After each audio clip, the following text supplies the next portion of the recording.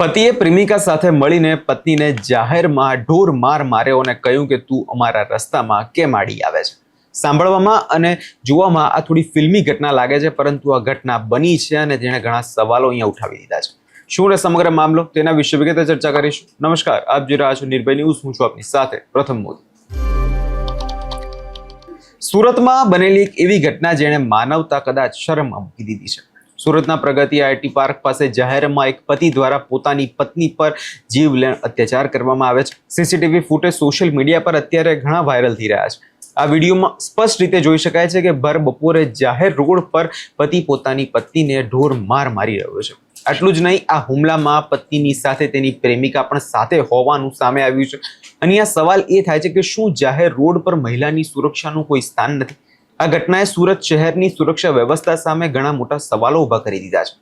ઘટનાની વિગતે ચર્ચા કરીએ તો 11 જુલાઈનો આખો આ મામલો છે, જેમાં પીડિત મહિલા પોતાની દીકરીને સ્કૂલે મૂકીને પરત ફરી રહી હતી। આ સમયે રસ્તામાં પ્રવીણ ગોળકિયા અને આરતી પરમાર કાર સામે મહિલાનું મોપેડ લાવીને ઊભા રહી જાય છે। આટલી સામાન્ય વાત પર પતિ પ્રવીણનો પારો 7મા આસમાને પહોંચી જાય છે અને તે પત્નીને કહે છે કે તું કેમ અમારા રસ્તામાં આડી આવે છે।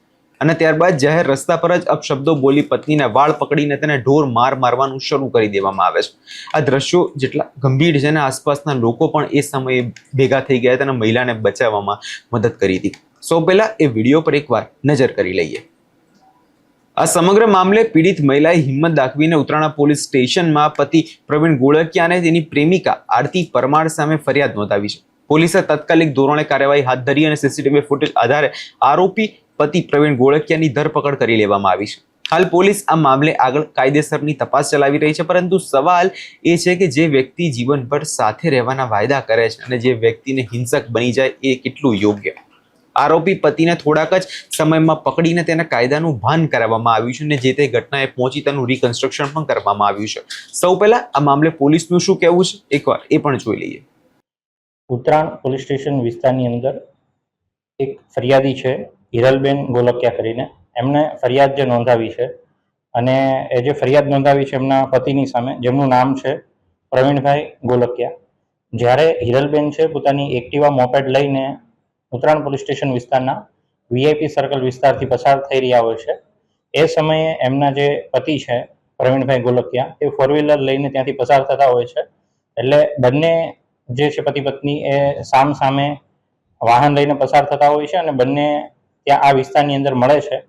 તો એમના કોઈ પારિવારિક કારણોસર એમની જે બોલાચાલી થાય છે અને બોલાચાલીના પરિણામે આવેશમાં આવી અને ઉગ્ર થઈ એમના જે પતિ છે પ્રવીણભાઈ ગોલકિયા એ એમના પત્નીને સાથે બોલાચાલી કરી, ગાળાગાળી કરી અને એમને જે છે એમની સાથે મારામારી કરવા લાગે છે।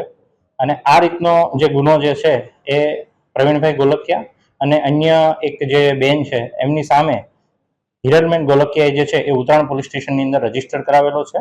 એમાં ભારતીય ન્યાય સંહિતાની કલમ 115(2), 296(b), 351(3) અને 54 મુજબનો આ જે ગુનો જે છે એ ઉત્તરાણ પોલીસ સ્ટેશને રજીસ્ટર કરેલ છે।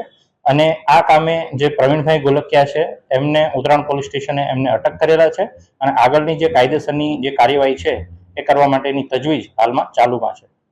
જે માહિતી મળી અને તે હિસાબ પીડિત મહિલા અને પ્રવીણ ગોળકિયાના લગ્ન 2010માં થયા હતા અને તેમને 2 દીકરીઓ પણ છે। વર્ષ 2019માંથી પતિ અને પત્ની વચ્ચે અણબનાવ જે ચાલી રહ્યો હતો કે લગ્નના 9 વર્ષની અંદર જ પતિ પત્નીને વચ્ચે બનતું નહોતું, ઝઘડા ખૂબ થતા હતા અને એના જ કારણે તે બંને અલગ અલગ રહેતા હતા।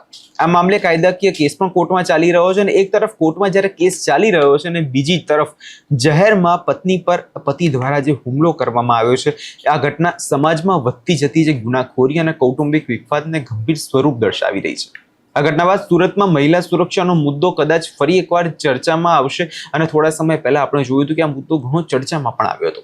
શું હવે એટલા અસંવેદનશીલ થઈ ગયા છે કે હવે જાહેર માર્ગો પર મહિલા પર અત્યાચાર થતો હોય તો માત્ર લોકો હવે ખાલી તમાશો જ જોયા કરે છે? હવે આ બનાવ અંગે આગળના સમયમાં જોવાનું એ રહેશે કે પોલીસ આરોપીને કડકમાં કડક સજા આપે છે, એના પછી આરોપીને ભાન થાય છે કે નહીં। આ વિષયમાં તમારો શું અભિપ્રાય છે કમેન્ટ કરી ચોક્કસથી જણાવજો અને અમારી ચેનલ નિર્ભય ન્યૂઝને લાઇક, શેર અને સબસ્ક્રાઇબ કરવાનું ભૂલશો નહીં।